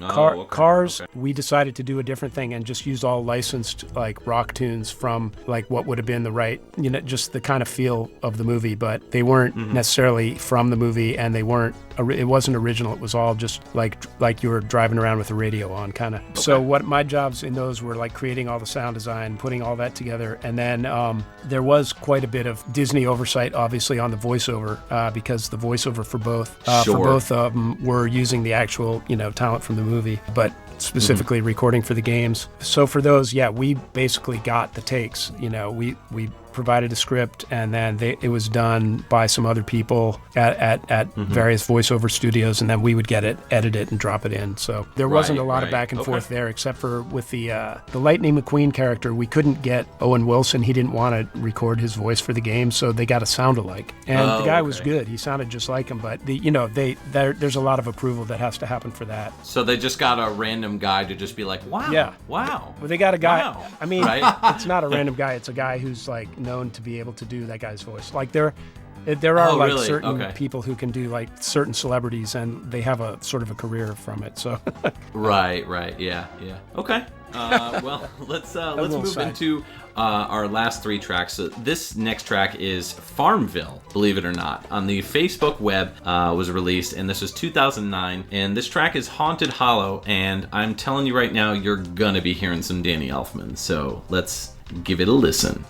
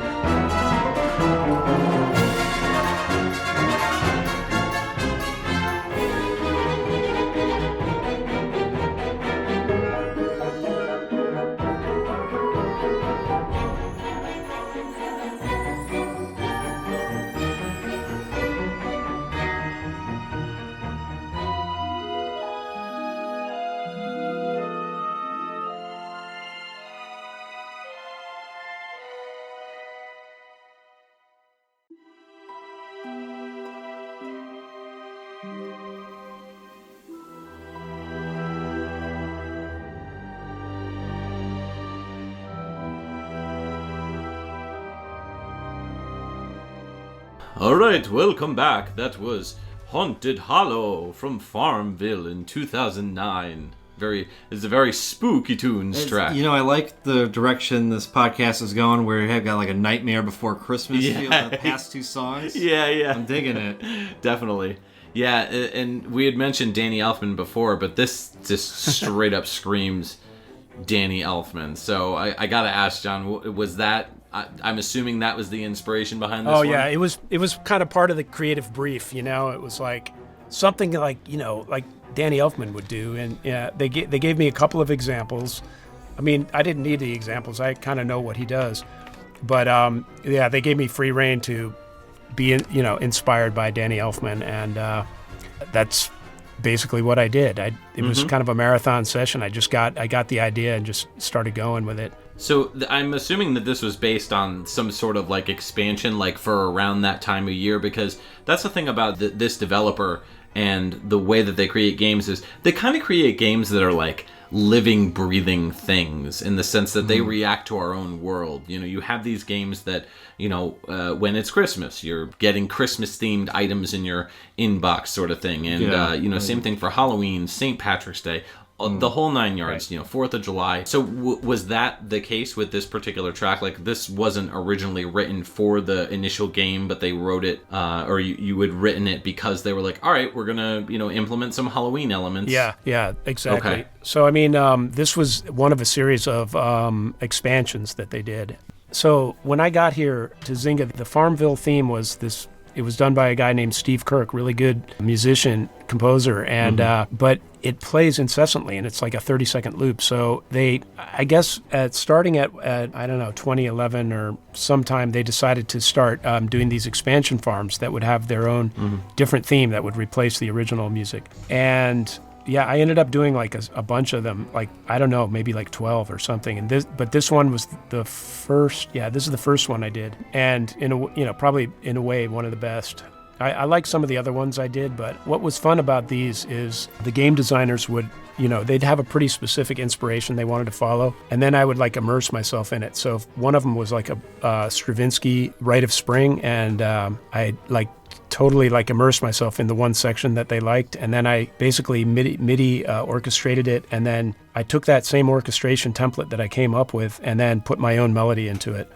So I kind of created my own like Stravinsky tune. And so like sort of like every assignment that they had for this was kind of similarly interesting as a challenge that, strangely, I think I learned quite a lot more about orchestration in doing these than I did, in the previous like 20 years. So right. Oh, wow.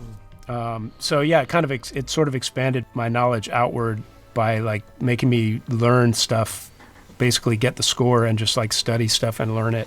But on this one, I mean, I just kind of did it by ear because I was already a big fan of Danny Elfman's like kind of style and the sort of kind of like zaniness and all that, Mm-hmm. So yeah, it definitely evokes that feeling of Danny Elfman, Nightmare Before Christmas, or like Batman Returns, like that type of music. Edward Scissorhands. Even, I was gonna say even like a movie soundtrack where you had the violins come in. Mm-hmm. Definitely had that feel to it. Yeah, absolutely. Let's move into our next track. This is from another, this one's actually not a Facebook game. This is a mobile game called Mafia Wars Shakedown. It's on the iOS, and it came out in 2011. This track is Main Theme, again, by our guest of honor, John Baker.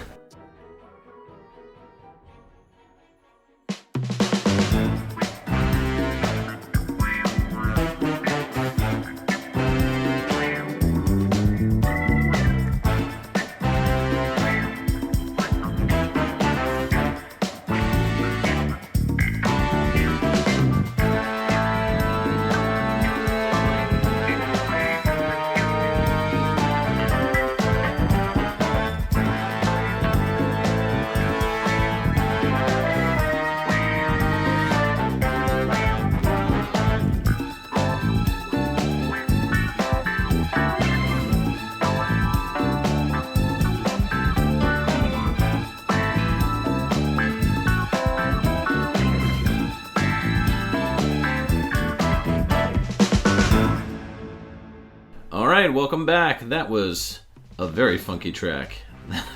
That was Mafia Wars Shakedown for the iOS in 2011.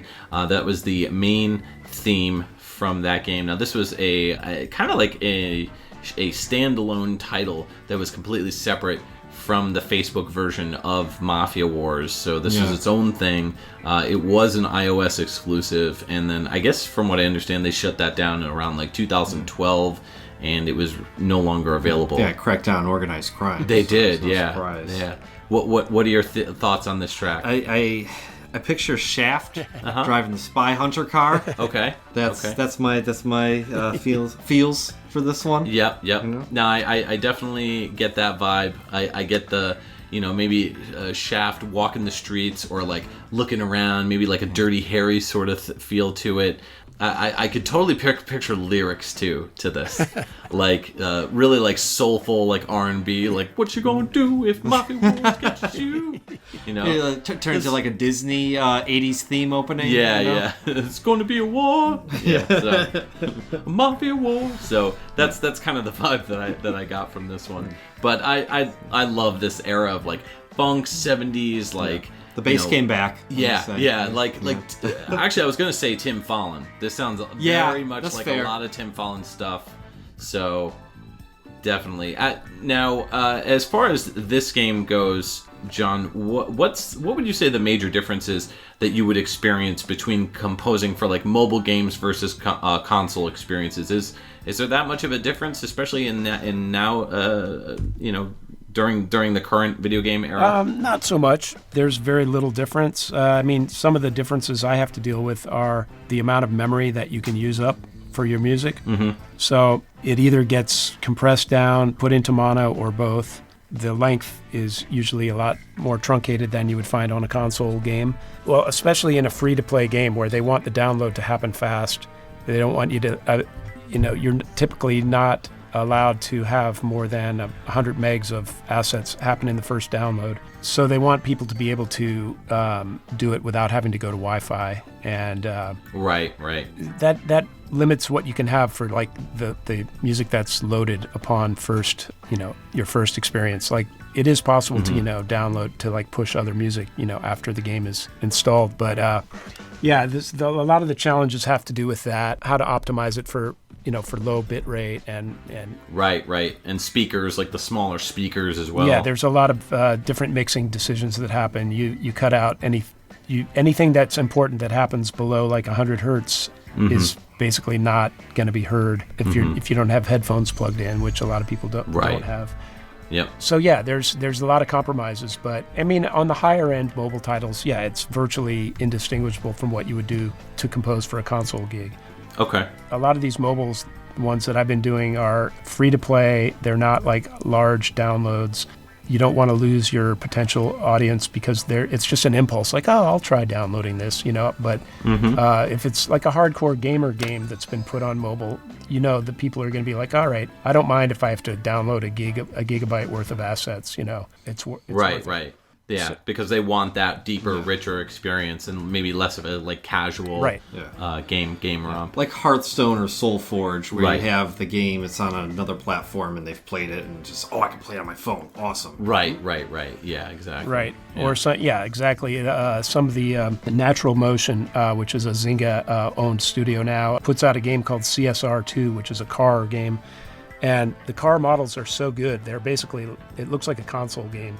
And and the music is, high bit rate, stereo, really good music tracks, but they basically know their audience. Their audience, they sort of built them up with the first game, and the expectations are that it's going to be, photorealistic, like amazing 3D art and the sound, to match. Right. And they have the audience that's patient enough to, for the long downloads. So. Well, let's move into our final track. This is from Battlestone. This is another mobile game that came out in 2013. And this track is the main theme, again by Mr. John Baker. And let's give it a listen.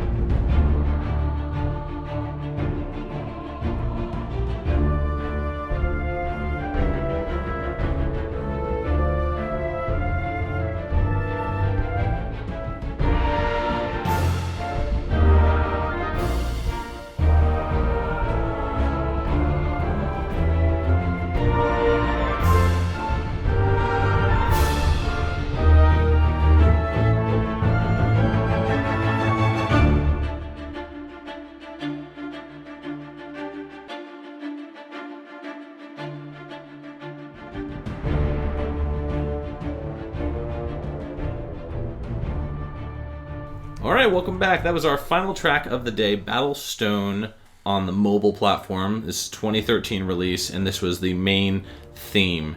Now, this was kind of like a mid-level game in terms of like comparing it to like the more casual experiences from like a mobile platform or like a Facebook platform, so to speak, like Mafia Wars and Farmville. Mm-hmm. And this is a much more geared towards like hardcore gamers in a way, but it was still kind of like middle of the road. So it was like a swords and sorcery kind of action RPG kind of thing where you would like press buttons, collect coins, that sort of thing. So, and I kind of feel like the track reflects that. What did you Yeah, it's pretty epic. Yeah. It kind of reminded me of Bahamut Lagoon for Super Nintendo. Okay. Almost had like a Square soft vibe to it, where it was very, very like you get into it and it builds and another part comes in and you're like, oh, I can't get, and it's like, oh, it does get more epic, It's good. I would say that I felt like it was a more Western composed track, definitely than I would say like more of a Square Enix type. No, absolutely, type yeah. I think a lot of the times Western composers typically use a lot more of the choruses. That was used kind of like a little bit in like the Super Nintendo era. Yeah, I mean, it's like it had hints of it, I guess is what I meant to say. I feel like they would always do solos where they would have like a solo performer in terms of like the vocal effects. But here what we have is kind of like a very like a staccato, like kind of, vibe to it. And then, you've got those driving kind of vocals in the background, those like, more operatic vocals that are kind of like soaring, kind of like underneath everything. So I didn't feel like they were standouts, which you would typically find on like a JRPG sort of thing. So I gotta ask, how do most video game music projects start off for you? In other words, like, do you typically see any of the games themselves in action before writing, or are you typically like given a description of what the developers are looking for? I know you kind of touched on that a little bit with the Gecko series, where they were like, we're looking for this sort of thing, and then this flies over. Did you kind of see that more in the earlier days, like the Sega Genesis, or would you say that kind of happened more later on in the later years of your composing of video games? It's kind of like both all the time, I mean, it really depends how far they are along in the process, what they could show me. So this was a studio that, they had a game called Golden Arrow, and they had their own studio. I forget what it was called, November Group or something like that. And Zynga bought them as an acquisition with this game in mind, and they came on board and worked here with us. And it changed a bit because it inevitably it had to become more of a social game and such things. And they had a pretty completed game when they came in, so they showed us. We were able to see pretty in depth what it was going to look like. And they had, I can't remember, they may have had some placeholder music in there. They had some placeholder sound effects, and we replaced everything. And then for the music, they didn't have like a lot of input. They just wanted something epic. And so I just started listening to all different stuff, from like television stuff, game stuff, movie stuff. And kind of, so like one of my kids was really into like epic sort of trailer music. So I listened to a lot of the stuff that he was listening to, just kind of try to digest that style a bit. And I think it was pretty fun doing it. And then I think a little bit of my, a little bit of like Bach or like Baroque stuff kind of crept into the melody for me, because I'm like a huge Bach fan, and especially the Art of Fugue. And I think that some of the melody was kind of influenced by that. And yeah, definitely. The little kind of like staccato violin thing, that was kind of how I started it. They had like a reference track that was like from some like license-free, one of those license-free, royalty-free music sites that people just try to sell their tunes on, and there was a little tune like that was kind of like that, with like little staccato or spiccato strings, and then the more I noticed also, like Hans Zimmer was using that a lot in his scores and stuff. It was kind of like the flavor of the day, so I took that and kind of made like a little intro tune out of that, and they went wild over it. So I was like, all right, I'm going to stay with this, Right. But then, I mean, what I didn't really accompany any one particular part of the game. And then I wrote like 4 other tunes for it, and they ended up doing kind of a strange programming trick where they would just like swap between the tunes in different times that the times didn't make as much sense to me as I would have thought, but so they were like constantly switching between these 4 tunes, and I mean, it kept it from getting old, but some of the transitions didn't work for me. So I think this piece as a standalone works a lot better than the way it actually got implemented. Right. Yeah, I mean, like the vocal choir stuff, it just seemed like it would kind of give it more of that sort of serious kind of vibe to it. Yeah, I mean, this was one of the more I'd say the emotion behind it is a little bit darker and kind of serious than what I usually do.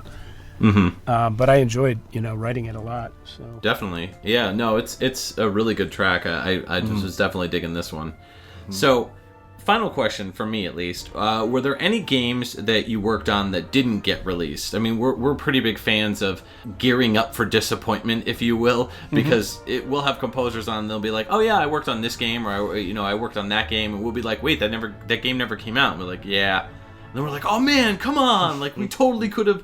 Listen to this awesome soundtrack and, the game, would have been great or whatever, and it just never came out. So do you have any games like that were supposed to get released but never did? Yeah, several. Oh, wow. I mean, it's kind of that's not too unusual in the video game world. I'd say in the last several years, I've had a number of those where I'd created, some music and it was working pretty well, and then for other reasons, they just, the forecasts were that it wouldn't make enough money, so they didn't release the game. So it's pretty common. And that's unfortunate. I mean, if you're on the staff, then that's one thing, but I mean, especially back in the day when it was kind of more, I kind of feel like back in the day it was more like a Wild West sort of thing. Absolutely, where, yeah. You know what I mean? Like developers were flying by the seat of their pants. Yeah. If you didn't rent that game and you pull that little paper ticket and go in the cate, you don't know what you're gonna get. Yeah. Now, nowadays, there's just so much more information online for people to go and really check in, really dive in deep and find out, is this game going to be worth a purchase? And I think with the hardcore gamer market, especially, it's totally different than it was back then. So it's always unfortunate to hear that. Composers work on all this music that could see the light of day and it never does, or if it does, it's leaked afterwards, kind of like, oh yeah, we were working on the sequel to whatever, and it never came out. I mean, it goes back too. I mean, back in the Genesis days, I remember working on a couple of projects that never got released. And anything in particular, or? I can't really name the names. Okay. They had code names for me. I don't even know what the real names were. Right. But they were major publisher games, and yeah, they, for whatever reason, they got canceled before they got put out. Yeah. And I'm trying to think, when I was with THQ, they were doing when I first got there, we were working on a game of The Incredibles, another Pixar studio game. And that one got canned right before. So that's a shame. That would have been fun. Yeah. It was another PSP game. I put a lot of work into that. It was sound design, not music, but right. Yeah. So I mean, it's all too common, I'd say. But it kind of makes sense if you know that the game is going to lose money or it's not going to hit its targets. Oh, absolutely. I think back in the day, they were more trying anything. Yeah. They were like, let's make a shooter, and let's make it so that you're eating other ships or something. They were just throwing everything. They had a dartboard on the wall, and they were just throwing anything they could at it to see what would stick. Even like Mario. It's like, all right, we got a plumber. He's jumping on turtles. We'll put him underground. Yeah. You give him a mushroom, he grows. Yeah. It's like, what were people thinking? It's much more like Hollywood now. Like you kind of do a lot of focus testing. You don't. The risk. The investors don't want anything risky or new. It's all sequels. I mean. Right. Life is less interesting, but. Yes, unfortunately. Well, we've listened to some fantastic music, so we definitely want to thank you for all your hard work in the video game industry, John. Where can we find you if we wanted to find any information out about you, or do you have a website or anything like that? No, I'm kind of old school about all that. I'm not very. If you Google me, you're not going to find out much. But all right. But you can hit me up on LinkedIn or on Facebook, just as John Baker, and you'll find me. That's exactly how we did. All right. Well, that's going to do it here for us at PixelTunes Radio. I want to thank Brian for stepping in to guest host this episode. Thank you so much, dude. Yeah, my pleasure. I love being on the show. Much appreciated. So, next episode, we're actually going to be doing, for episode 104, we're going to be tackling Wario games. So it's going to be, going through all the history of the character Wario and, the ins and outs, the highs and lows, the wahs and the rios and, all that sort of thing. So that's going to be a really fun episode. We're really looking forward to that. Our buddy Justin is going to be joining us for that episode. He will be the guest host for that one in Ed's absence. And, we want to thank you for checking out PixelTunes Radio. Check us out at www.pixeltunesradio.com, where you can get access to all of our episodes and also comment on episodes as well. You can check us out on iTunes, Stitcher. Actually, don't use Stitcher. Stitcher's very low quality. There's other podcatchers out there. Definitely recommend them. You can also check us out on facebook.com/groups/PixelTunes Radio. That is our main group for PixelTunes. That's where you can go and chat. If you like this episode, have you played the ToeJam and Earl series? What do you think of the Gex games?